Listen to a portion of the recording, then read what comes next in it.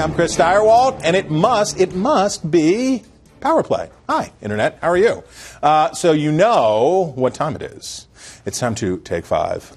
You know the game. The game is you email us at foxnewsfirst@foxnews.com, and you tell us the 5 Senate seats that you think are the most vulnerable to a Democratic takeover on the Republican side, because the Democrats need 5 seats to recapture Harry Reid's lost majority. The Democrats want it back. They need 5 seats. You tell us the 5, and then we tell you. It's great, and all the readers enjoy it.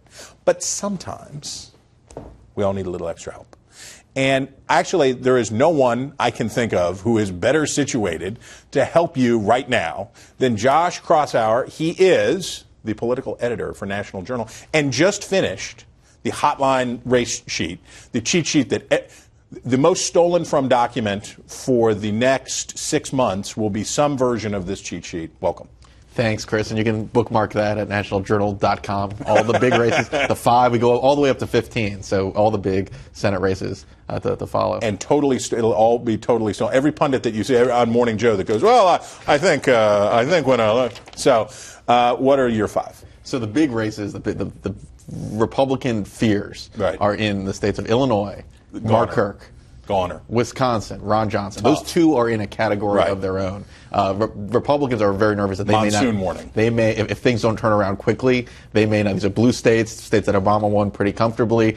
Mark Kirk won by a fluke. Mark Kirk would need to have a delta of about 25 points with Hillary Clinton, or with his party's nominee in Illinois, because Republicans are going to lose Illinois by a bunch. He's gone. Johnson is dangling. So the big 3 after that are the ones to watch. Pennsylvania, Pat Toomey. The Democrats don't know who they're going to nominate against Toomey, but it's going to be a fun race no matter what. You've got Ohio with Rob Portman and probably Ted Strickland as his opponent. And my favorite, New Hampshire. The sitting freshman senator, Kelly Ayotte, against the governor of the state in Maggie Hassan. You got to say Hassan. They get mad. The Irish will get mad at you. So now, the New Hampshire race, I think, is pretty indicative, and Ohio's pretty indicative about what happens when you have, relatively speaking, strong candidates. I don't know that Ted Strickland has been exactly as strong so far as Democrats would have hoped, but he has high name recognition. He's got good fundraising ability. He's well connected to Hillary Clinton. So you really do have, in those 2 states, those are in New Hampshire, in Hassan and Ayotte, and in Ohio, you have the real sort of primo matchups. These are the bellwethers, and however Hillary Clinton or her Republican opponent do in the presidential race is going to have a lot to do with how Rob Portman does, with how Kelly Ayotte does. And they're very worried that Donald Trump or Ted Cruz could end up being the nominee because they're a whole lot more conservative than the voters that they're trying to appeal to in their states. Tom Bevan and I had a discussion, and tell me whether you agree. Tom Bevan from Real Clear Politics, you remember when he was on here and did this, about what is the likelihood of a party winning the presidency, of either party winning the presidency and not winning the Senate. Tom and I both thought it was very low. I think if you win the White House, you're going to have the Senate. Yeah, very unlikely, which is remarkable. It's very hard to find real, true party splitters.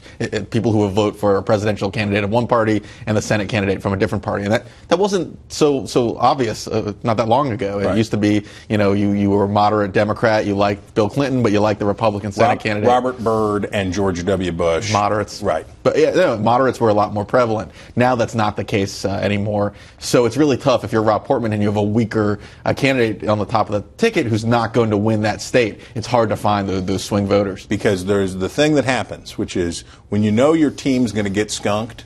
Now, I say this as a long-suffering Mountaineers fan, which is sometimes when you know your team's going to get skunked, it's hard to watch. But we watch because we're all scar tissue. We need to feel the hurt. But what happens is people stay home. If they're not going to win at the top of the ticket, they stay home, right? That's absolutely the case. And that's why, the case for Donald Trump is that there may be some blue-collar voters that haven't voted in some of these Senate races in the past. But, boy, the key is really Macomb County's big. It ain't that big. Yeah, I think that's a flawed argument, and that's why so many Republicans in Washington really want someone like Rubio to head the ticket because he broadens the appeal of the party, and someone like Rob Portman, Kelly Ayotte, Pat Toomey can appear with the top with those candidates, with Rubio, with maybe Christie, especially in those blue collar battleground states, and they can actually really enjoy their support at the top of the ticket. Colorado, Nevada, Ohio, Pennsylvania, Wisconsin, Florida, New Hampshire, all swing states. All swing states. They're all swing states.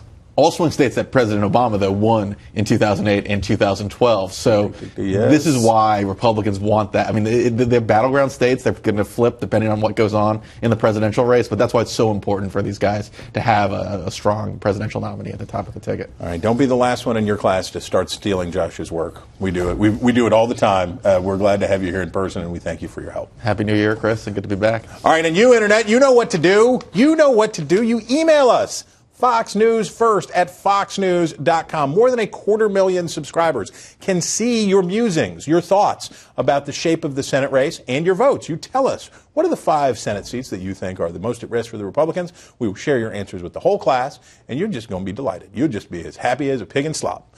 But we hope you will come back, sloppy pigs, for more Power Play real soon.